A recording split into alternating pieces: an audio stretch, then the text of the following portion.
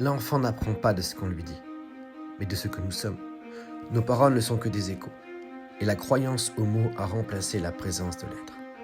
Nous avons éduqué des esprits dociles, des imitateurs d'apparence, et oublié de faire naître des consciences vivantes. L'école moderne apprend à obéir, à répéter, à réussir, mais pas à se découvrir. Le maître est devenu un chef, et non plus un guide. Il forme des copies, quand la vraie éducation devrait éveiller des sources. Il faudrait, disait Jung, des écoles pour adultes, où on apprendrait à se connaître, à écouter son âme, à comprendre les liens invisibles entre les êtres. Et parce qu'il s'agit de ce qu'il y a de plus essentiel, il n'y a ni maître, ni élève, et tout en reste là. Pourtant, quelque chose s'annonce, une mutation silencieuse. L'évolution elle-même se moralise, disait Teilhard de Chardin. Au-delà d'un certain seuil, le progrès ne peut plus être seulement technique. Il doit devenir spirituel. La richesse n'est plus d'accumuler, mais d'orienter son énergie vers l'esprit.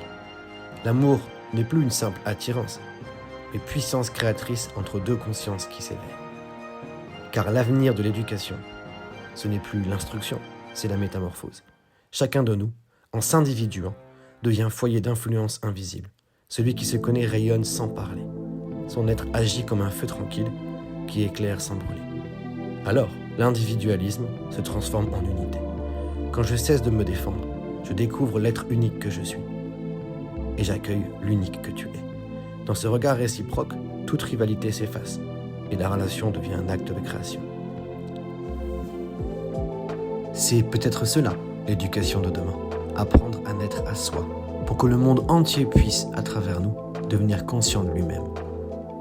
Seul peut résister à une masse organisée, le sujet qui est tout aussi organisé dans son individualité que l'est une masse. Carl Gustav Jung.